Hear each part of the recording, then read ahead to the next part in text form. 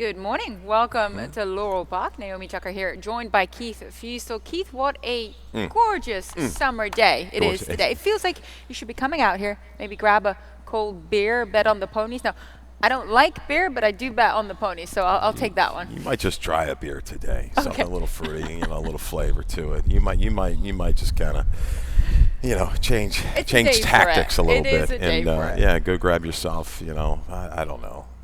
We'll come up with something. Some like frozen I rosé think or the pizza something? lady's got some Modelo in there. We'll throw a little lime in there or something. You'll be good to go. But yeah. No, it is an absolutely picture-perfect day here. We got Mark Lapidus strolling up to the clubhouse right now, one of our finer handicappers here in Maryland. Pretty sharp when it comes to claiming as well. But, yeah, big, beefy card. We talked about it. 10 races. We're back on the turf, finally manicured turf course. This turf course looks great. No Gulfstream today, and I hope everybody's safe and sound down at Gulfstream. I know dealing with some tropical storms, some issues down there. So if you can join us, that would be great. But, your safety is the first priority. Absolutely, and we got lucky with the weather here today. As I highlighted, this just feels like that picture-perfect summer day. Not too warm, not too cold, sunshine. We got turf racing going on, and a deep card for you to bite into. 10 races, including multiple turf events with full fields. Can't wait, so let's get started. All right, We'll let's start roll. with race number 1. $5,000 conditioned claimer here for the fillies and mares 3-year-old and up. 1 turn, 1 mile the distance. Keith, you landed on the number 5 in here, who I ended up not using, Arbutus, for trainer Timothy Vick. This is going to be second after a small break for her. Kind of folded belatedly, going a mile and 8th at Pimlico. Yeah. I kind of looked at her. Some days she turns up and some days she doesn't. So I'm just wondering what kind of type we're going to see of her Well, today. that's the guess in this first race. You've got a situation where Samar Shanagan's 9-5 on the morning line will drop off of this early 7-1. I don't know where that money's coming in, 1-5 right now. Life in Flash. So hey, you know what? Take a shot. I'm not going to invest a ton in the first race, but I know one thing: Arbutus might catch a flyer. She's just kind of jumped up off of bad races before. This track yesterday, speed was pretty good. Take a shot. I'm not going to play a whole lot in here, but I'll key around Arbutus and probably Miss Marino, who went a little too quick at Pimlico last time out. Yeah, I have a little bit of liking for the number 2. Got a good reason for Marilyn McMullen. Drops down to lowest claiming level here. She returns to the track of her 2 victories, so she tends to like Laurel. Yep.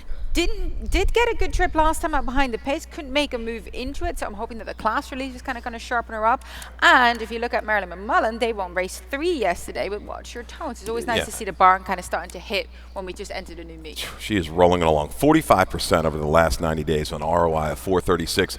Got a good reason. Does jump a condition in here, right? It's still eligible for the 3 in life, but looking at the sketchiness of the form of this field, would not be a surprise with Barbosa. Let's roll to the second, Naomi. We got a lot of action Well, to talk to. let's start by talking about your ticket, right? Early Yes, pick 4 early starts pick in 4. race 2. What did you do today? I think it's affordable. When I go $24 ticket, let's find out. There you go. 1 and a 9. I wish I could spread a little bit more. We get you started with the starter optional on the turf.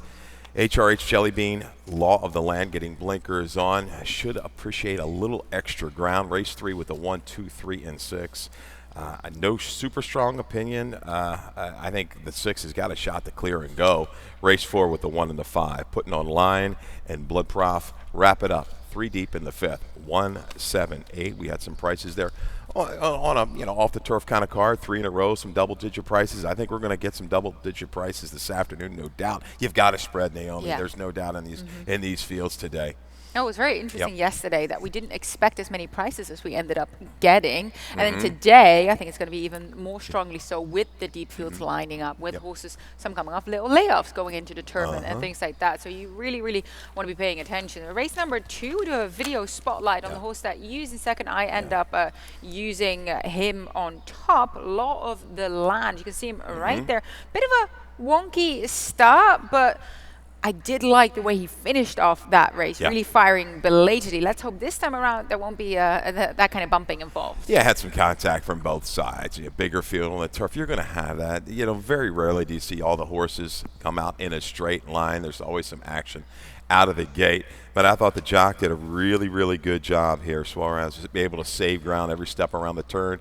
works through inside and really finishes up well. You're going to see this horse kind of alter a little bit. And even the 5 horse in the purple cap inside the winner of the 6 gets in a little trouble. That's HRH Jellybean, who's also going to use. I just picked that up this morning, a little extra traffic. But look at this horse, Law of the Land. Nearly going outclosing strong. the entire field. Yeah, really. Yep, no doubt about it. I'd go for a little bit better price with the 1 on top. Tough for me to separate these two. This horse has run some good races over this turf course. Needed to last. I think he's a bigger kind of a horse. I think he'll like this turf course and make his presence known from just off the pace. He's sneaky. He can kind of get into position and finish at 5.5. They're going to probably have to catch. The road's probably going to go through the 2, I think, from about the top of the stretch home. Looks very fast early. I picked up the HRH Jellybean's trouble as well, and I thought that he wasn't that far of Law of the Land. Also got his momentum stopped there. So I used him in second, kind of a fun exacta coming out of that last turf race. Of course, also the angle of second time after a bit of a break. That always gives him some fitness to use as well. As we move on to race number 3, it's a maiden special weight event. 3-year-old filly, 7 furlongs the distance here. Do a video spotlight on number 3, Milady Thatcher. Both of us use her in our exacta. And I did see she was a little bit fractious around the gate, had the rail draw, ends up dropping back, gets moved out later on by Rosado, and just kind of closes happily past a couple of other runners. I feel like with her, just looking at the race, the way the race played out and how she vigors in it, she just needed some time to get going. She just needed some time to get the engine going, and then she starts running. So the added distance here today, going from 5.5 here to the 7, I think it's going to work in her favor. I think it definitely works. I kind of looked at the family. It's there, should be able to go ahead and stretch out. Yeah, and we saw a horse like this that paid a good price yesterday, second out. Was it not Schumann's horse? The horse paid $17. Which race? I'm trying to remember. I'll tell you exactly who it was. Brother Conway, Kenny Cox, I believe. Yes. That horse. Same kind of deal. I think this horse is going to improve. There's not a lot of blistering speed. So Milady Thatcher, I think he'll handle a little adversity in debut. I think she's going to lay closer today and make a move into it. I think the 6 is sneaky here for Claudio. Numbers really don't grab your eye. But again, the lack of speed, I think this barn is going to catch fire again. Combination of Barbosa Gonzalez is strong. Comes out of a race. They went quick, 23 and 146 and 2. That's solid at Pimlico. Took the worst of it down inside of 2 other rivals. This horse relaxes, second Lasix, second off the break. I think the 6 carries the speed a long way here at 7/8 of a mile. We already mentioned Claudio Gonzalez and Barbosa. Already got a winner on board again yesterday. I think both of them are happy to be back at Laurel Park. Of course, the site of some of their most wins as of this year. Weren't able to fire as strongly at Pimlico, so the return to Laurel is certainly going to help them. Obviously, Claudia has a string here. They can run out of their barn. That all helps as well. I landed on the number 2, Gustav's Girl for Tony Nalsovy. She's back against Maidus. They stepped her up to the Maryland Bred Allowance Company last time out. Actually didn't do as badly as the running line might suggest. Yes, she got beaten by 6 lengths, but she got steady when trying to get through on the rail. She was taking a lot of dirt, but she refused to give up against a tough group that day. A little bit of that came back at optional claim level for Russell, held her own to just got bested by no 71 buyers. So that kind of group was honest, and Gustav's Go is finding herself back against Maidens here today. I think that's going to help. No doubt. And Niall Seville, he doesn't run a slew of horses here, not a slew of firsters, but this horse was well meant in debut. Bet down to 2-1 and ran well, just a little bit of a hang after a wide trip. Interesting spot last time. I guess they couldn't find one that worked, so they went ahead and went against winners. But you're right. Just when she was ramping up, she ran right up on the back of another horse. Rider change here. We're going to Fergal Lynch is riding today. Had Trey Host the other day. So, I think you're going to see this horse right back in the maidens, making a run into a California Bella. Blinkers go on. Certainly, kind of got hounded a little bit by a long shot. They didn't go that fast, but I still thought held well. Will be a pace presence throughout. Yeah, I think so as well. Of course, cuts back to 7, which might just be a little bit more comfortable for her than the 2-turn mile and 16. You do see that with some of those front running types that just going around one bend helps them out a little bit. Race number 4 is a claiming 16 to 12,500 condition race, 5.5 furlongs on the turf. There will be no rail for this race. And Keith, we'll start with your top selection because we do have also a stat on Putin online for Tony Sarah Nagel. And look, I'll let you talk us through it. Yeah, we've seen this barn, and the owner, Big League Farm. They've come in and year out and done well over the turf courses in Maryland. How about this little angle? Last 3 years on the turf, Serenago 6 for 17, 35%, 9 for 17 in the money off of this type of layoff. 61 to 180-day layoff. ROI 5 and some change. Yeah, a 72 over this turf course. That kind of number is going to win this race. I think there's plenty of speed to the outside. This one, off a little freshening, is tactical enough to get position around the turn. I want to see this horse kind of covered up, I hope, mid-turn, and then just go ahead and seek a path from there to finish up. Yeah, career best was over course and distance here, so I paid attention to him as well. I did land on a different runner. I landed on the number 8 in here, which is Rand Pacey for Rudy Sanchez-Solomon. In deep in the King T. Leatherbury Stakes, going 5.5 furlongs on the turf right here, but held sway against optional claims on the turf before that after setting a strong pace. And talking about King T. Leatherbury, I think we should be mentioning the fact that he's got the number 6 in here, first runner for the Hall of Famer of 2022. I know that he's only got, I think, 2 horses right now, turf horses in his barn, so it's really exciting to see him back here with a runner. There's no doubt we're going to be pulling for King. No doubt whatsoever. I think the 6 Hawk Group is going to be making a run from the back. Will it be able to get up at 5.5? I think he's going to need a setup. There's speed outside. Rad Paisley's quick. Hair of the dog smitten enough. But you're right. Rad Paisley looks like kind of the stayer of the speed types in this group. Yeah, no, I'm really, I don't use the King T. Leatherbury horse in here, but I would be so happy if he returns here with a winner. We both threw in the number 3 First Crusader as well for Neil Morris. It's interesting on the cutback here. This is a runner who's done well going 7 furlongs on the turf, but also held his own over 5. So I'm just thinking sometimes you see with these horses that come just off the pace, they like that shortening up a little bit because they're going to go faster up front and they can kind of just sneak by them in the end. Not certain about, the company lines that this guy kept, but got the right kind of rider in a row hold to go ahead and rate, take back somewhere from mid-pack and make a run. He's good on these closing sprinters, whether it be turf or the dirt. The 5 Blood Prof is a user. Another one stuck down inside, had to angle out, and just came up empty last time as races over this turf course. That certainly would work. Toledo goes here. I think this horse rallies into it. Yeah, I used him as well. Race number 5 is claiming $10,000 to $8,000. Nominated to a lifetime 7 furlongs to distance for this race. Pick 6 starts right here. Califasar created a ticket, so we'll look at that later in the afternoon. But you can find it on laurelpark.com. Keith, we're going to start with your top selection in here. Dijon for the Aguirre Junior barn here. Chased a loose favorite last time out in silent service. He was the only one really giving that runner any chase in comparison to some of the others. Has won over at 7 furlongs in the past and second after the claim for TJ. Yeah, I mean, you've got the horse that if he shows up at like 90%, the 7, he should win it. Jonas on current, but I really can't trust a whole lot in here. The one thing I know is Dijon has held form off the claim last time for Anthony Aguirre Jr. I think comes right back. This is a horse I know that can get position. His stamina has definitely built up. He seems to just be able to handle more ground, so I think a little turn back here to 7/8. He had some trouble last time too. He got jostled around at the break, made a quick move up on heels, had to steady, kind of angle out. I think a clear run from the outside, and he's a pace presence throughout. I think he's going to be right too. A case of seconditis, maybe it's again, but he's going to be one of my keys in the exacta in here. Yeah, Jonas around on an aggressive dropping class here, but we know that Marisuri isn't afraid of doing so. Doesn't always mean that they can't win there, because sometimes you move away from it, right? A little bit. You're just a little bit distrusting. I think it's the right thing to just get him to freshen up again and hopefully see the winner's circle in here. And he seems on the go back the better horse in this field. So is most likely going to clearly attract a lot of attention, but he should have this field.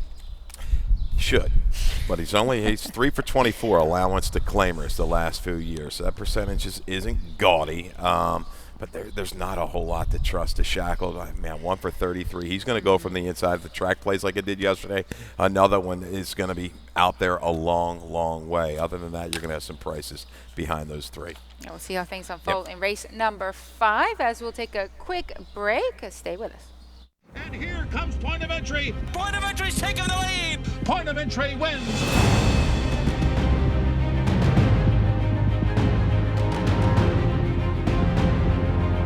Placou Parfait is finishing hard along the inside. Placou Parfait takes out the Derby.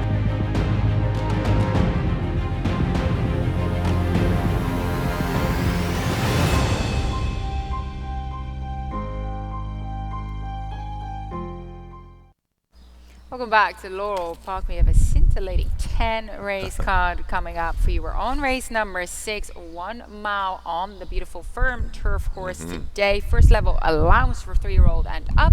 Started the late pick 5. I decided to try my hand at the sequence. This is how I play it. And look, I had to be conservative because when I started out, my ticket was at least $72. Sure. It just is one of those days that you want to include all this.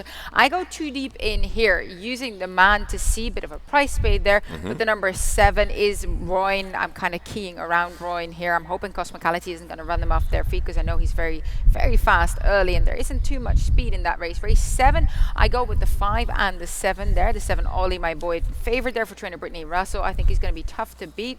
But this is a really, really hard Deep, race. I yes. was very tempted to go super spready in here, but I'm hoping I'm right with my top 2 here with Gentleman Joe for the Norman Cashburn and Ollie, my boy. And then race 8, that's where I sprint that 5.5 furlongs. Turf race 1, 4, 9, and 12 for me. The 4, my top selection, Elevation. Jamila Stakes winner for Michael Trombetta coming back after a layoff. I hope she's ready to go because she'll have to be. Race number 9, 3 deep, 1, 2, and 7 for me there. With the 7, my top selection, Kragenwagen for Hugh McMahon. Held the right company. I think he stands a little bit above them in here, at least compared to what he's faced in the past. 2 deep in race 10 using Lunar Dash for trainer Del Capuano, as well as the number 7, Father Red, in a race that is actually kind of tricky. I wanted to spread here more, but my wallet didn't allow me. So this is just a great day coming up, and this is how I see it. Let's hope that we'll be still alive going into that deeper field in here. Yeah, Because this is not easy. It's one of these situations with the cards today, and we're going to see it moving forward day in and day out at Laurel. Yeah, you give a pick 5, you get knocked out early. You're going to have to try, I hate to say chase, but not just come back, keep rolling. Pick 4, pick 3. You're getting opportunities with prices, and you're going to hit one of them. I know that, but I mean it's tough. You've hit the 5 in a row, and you're trying to keep it to a $48 ticket with the fields that we have. It's tough. It's a good base. Grab a couple friends, add a little bit more in a ticket. You're right. 72, 96, that's reasonable if you can get a group of people to attack these pick 5s. Absolutely. Race number 6, like I said, is a turf event here, first level. Allows rail set at 52 feet. A video spotlight on your top choice here, the man to see for trainer Lacey Gaudet. We look back at his last turf outing. That was first time going long, and well, there was a lot going on that day. Jumped upwards, played up a little bit before and in the gate, but to be fair, he did kind of avoid that harmonica effect that happened in front of him right there. So it might have been unlucky or lucky. I haven't really decided yet. He stayed away from that trouble by his own making. Looks a little bit keen here, right? Is fighting Toledo. Toledo has to slip him up to the outside. And he just starts rolling around using so much energy. And by all virtue, he should not have won this race. And that says a lot about this runner. I've watched this movie a lot. A lot. We've shown it, I think, before, with other horses coming out of this race. And, Consultant was actually in here as well. The 6, you see, made that move, got the lead and faded a little bit. But just for what this guy overcame, the buyer was a 54. The effort looked like a 120. That's how good that effort was. And, if he's kind of settled down a little bit and got a little bit more mature and relaxed, we see the numbers kind of go up from these 2-year-olds to the 3-year-olds, especially on the grass. It can happen. Radical Right, a horse he faced in his debut, is similar horse for Dale, came back off of a layoff, transitioning 2 to 3, ran a really good number, like a 10 or 12 point improve. I see it for this guy. Get through the opening quarter, relax, and he's going to bring that kick. How he sustained after that is beyond me. I don't know. I thought it was a very impressive effort. Yeah, I went with Royne here for trainer Michael Dickinson. He did really step up to the mark in his last race. Just missed out, but was strongly rolling late. He seems to be kind of peaking right now. 4-year-old gelding Michael Dickinson is doing a good job with him so far. Fergal Lynch takes the ride. Now we do know how good Fergal is. Lynch is here on the turf. But I love your topic. I have them 1-2, and I think they're going to be very closely matched. Yeah, Royne, he could even be bet down a little bit more off of that 2 to 1. I originally had him 9 to 5. The kind of at 82 leaps off the page, had a very good trip against some good horses and ran into it. Third off the break, Dickinson factor. He's going to attract a lot of money. You like that if you don't like the horse, obviously, because you're going to get a bump up in some of these other horses that are certainly capable. But Royne is consistent. He is the horse to beat. Well, you're not afraid of Cosmicality. You don't use him. He's a speed danger. I'm not sure who else is going to take the lead in here. Is a bit of a free-running individual. Half-brother, of course, to Nick's Go. British Cup Dirt Mile winner, because he's World Cup winner. you just hope that he's got something left late, because he does tend to get collared belatedly. But I do think that Jean Novello, just kind of getting to know him will help as well. This is his third time on him, and it's just about settling him down and kind of just saying, hey, easy, big boy. We got some time here. Don't overdo it. Could be the end of me here then. Yeah, you're right. I mean, he's got a fresh turf course. It's firm. He's going to go right to the front, it looks like, against this field. Maybe somebody just jumps up and forces the issue a little bit. You're right. It was a good effort last time. He opened up, and then he finally relaxed, and he was game to the wire. But I've got to seek out value in here. The one is my value play. No, I love the one. So I love that play of yours there. Race number 7, a mile and 16 around the 2 turns here. This is our feature race, and this one I thought was very hard to figure out. This was not an easy field to handicap. It's not our biggest field of the day, but it is very tough. Let's go straight to the video that you have of working on a dream here.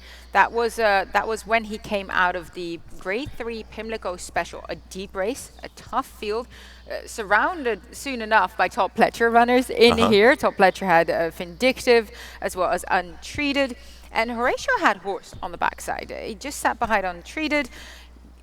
Moves in it here, right? And at some point, I know that he gets moved sharply, kind of moved in a little bit, and it seems like that's kind of his undoing. Yeah, it was softer going. I mean, it's from a pace standpoint, I should like right say. There, kind of shuffled to the side. And that kept him in touch, and he made his move. And then it was just the factor these horses were just a little too good, right? The last eighth of a mile.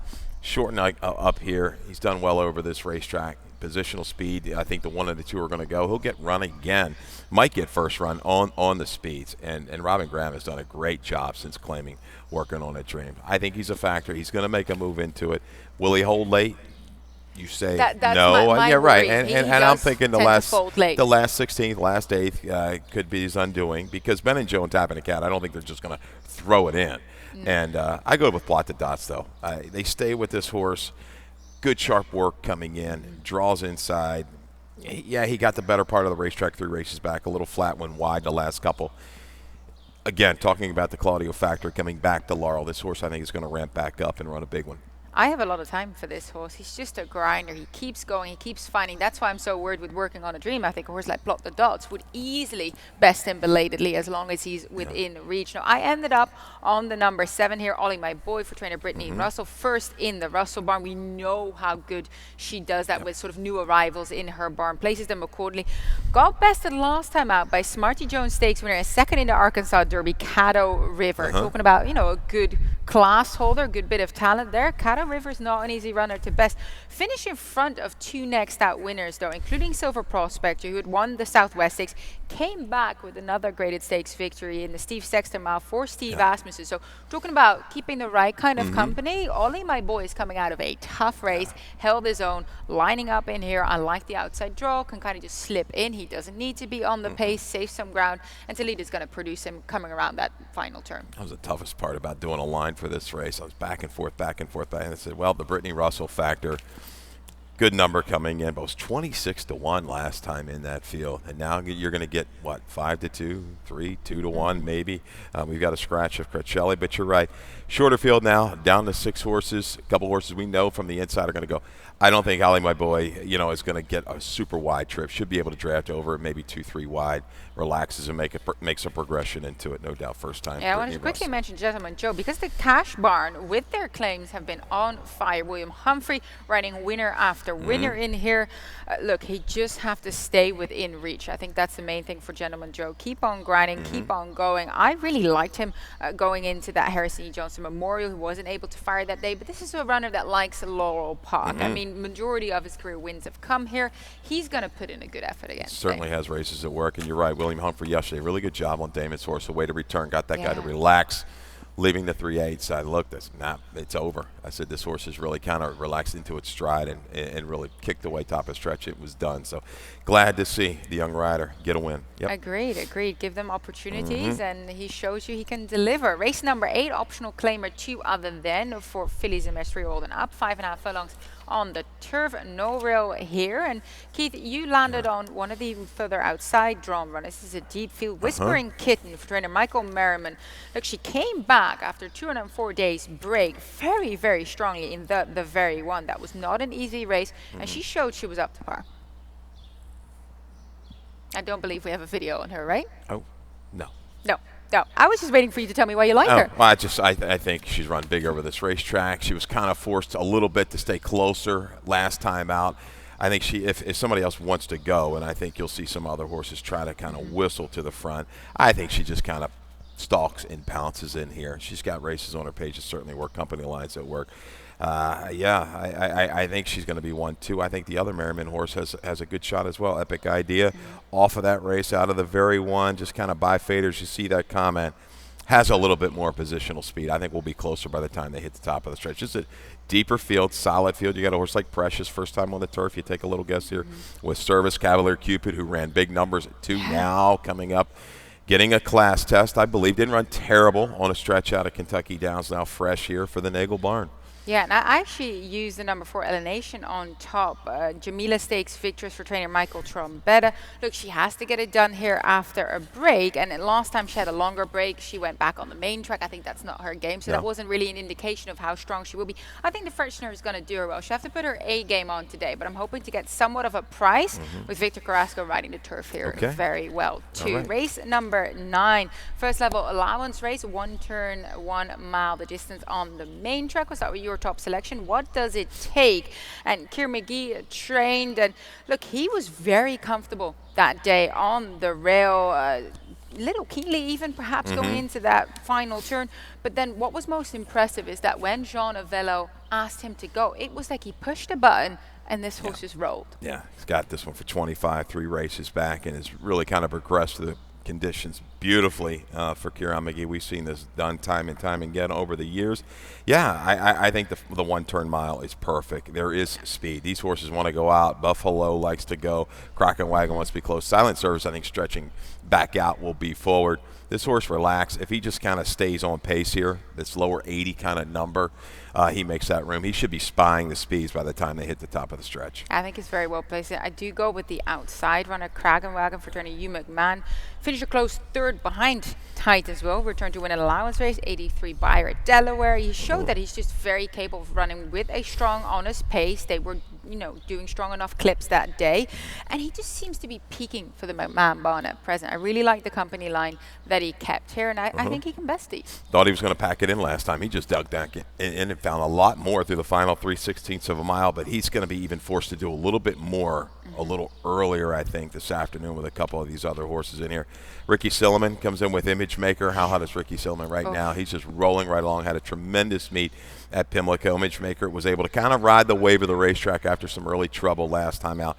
Not close to what does it take. 2 races back, I think he's a little bit closer today. I think he'll settle and make that steady run. You don't want to be leaving Ricky Silliman out of your tickets at all, because if he continues that momentum from Pimlico, he's going to be very, very dangerous back here at Laurel Park. Giving a little bit of love to Buffalo, who did win the Maryland Million Nursery 2 starts back, now 2nd after layoff. Just a really, really tough individual. Is going up against older horses here, but he was so tenacious on the lead, battling for it. Just showed a lot of heart. I'm hoping that heart can at least get him some of the prize money here today. Now the nightcap is not a shoe-in. 5.5 furlongs, maiden claiming 4 to 32,000 on the turf. I thought this one was pretty tricky to figure out as well. We did land on the same horse. Doesn't happen too often today. Lunar Dash for trainer Del Capuano, who had the outside draw, which can be challenging for a first, and hence kind of broke outwards, didn't he? Yeah, he did. And then after that, had to rush up. It was caught. You see the short comment, 5 deep, and stayed 4 or 5 wide around the turn. Still didn't really give up much ground. I think aggressive tactics today from the inside with Lopez, a cleaner break. I think this horse can handle pressure too. Even if somebody wants to go with him, I think he has the capability to put that speed away, open up and go on. The 6 horse, a lot like Christmas, 2nd time gelding, 2nd off of a break. A decent run when having the altar course last time out is definitely a threat from the back of the pack. I also use Father Red, the number 7 for trainer Michael Sidham, first time here as a gelding. Drops back down in distance quite sharply. They tried him going long at Aqueduct last time out, flashed speed and then folded. So I do like the move here, trying to find an easier group.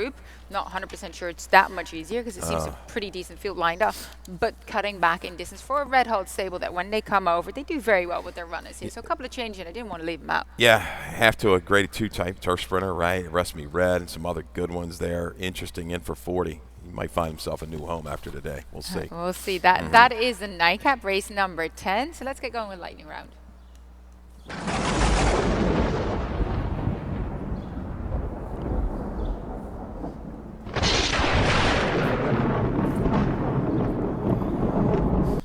A big day coming up on June 19th, Father's Day, whiskey business and Father's Day buffet. So this is enticing, isn't it? You got a couple of whiskey flights, bourbon tasting, steaks buffet. We of course have a huge racing program coming up as well, because that's also the Turf Festival Stakes Day with the Stormy Blues, the Fine, the Old Brandy. So it's just an embarrassment of riches, isn't it? You got it. A little buff whiskey. Oh my goodness, any beer? We gotta have some beer for the guys too on Father's Day. I'm sure there also will be cold beverages on offer. Definitely take advantage of it. 65 per person, 25 for the children, 5 through 12. Yeah, and you've got stakes galore, lots of racing action. You know, the whiskey might just kind of open up the wallet a little bit too, right? And make some smart betting we decisions like that. as a result. You got that. Yeah, so that's good. And of course, it is Saturday today. It's actually exactly 2 weeks since we saw early voting take the 147th running of the Preakness Stakes. And you see him right there so sharply. First Preakness victory for jockey Jose Ortiz, who was visibly emotional afterwards. Second Preakness victory for trainer Chad Brown, as well as owner Seth Klarman, who of course have kind of pulled the same trick before with cloud computing, bypassing the Kentucky Derby just as they did with early voting. A fresh horse moving in here from that Wood Memorial, and look, he did get the perfect trip. Armagnac coming over, Jose G going perfect. That's the lead I wanted, and off we went. Yeah, ran a really good race. I didn't have him on top. He beat me, but it's going to be interesting moving forward. Some of these horses setting up for the summer, some of the rematches. It's going to be fun. Yeah, very much looking forward to it. Now, talking about 2-year-old action, we had some fun yesterday. We had the opener, so perhaps a very talented individual, son of Palace, Pompous Prince, was really showing his speed early, and nobody was able to get close to him. No, I might have been a little tough on him. Tried to beat him on the show with the Rob horse, and ran a very game second, chasing every step of the way, but definitely benefited from debut. Pompous Prince, it was over early and just really strong through the wire. Should have seen it. Had a good 5/8 work coming in, a little tell there. And, hey, I just missed him. A little short price, but I thought the Rob horse ran well. Yeah, agreed. Well, very impressive Pompous Prince for trainer Timothy Salzman, because then the early double went to the Salzman family. John Salzman Jr. then secured the second race with No More Mass. So a bit of a family affair there early. All in the family, as I sent you, right? That was it. The Salzmans, they've been a mainstay, and glad to have them all these years. All the hard work that whole family has put into the game, and they've had some good big moments, no doubt about it. And yeah, that was the reclaim, right? No More Mask. Did not expect that, or like No More Mask. Thought he'd sit just off of it. Boy, took the initiative, got to the best part of the racetrack early, was able to clear, rated kindly, and was gone. That was it. So congratulations to the Salzman family. Congratulations to them. That was a terrific family affair there. That will do it for us for the morning show. I'll be back this afternoon with Callie Francois as well, as we throw it up to Dave Rodman for the weather, the scratches and changes, and generally a good time. Yeah, beautiful day. Come out here and enjoy. Good luck.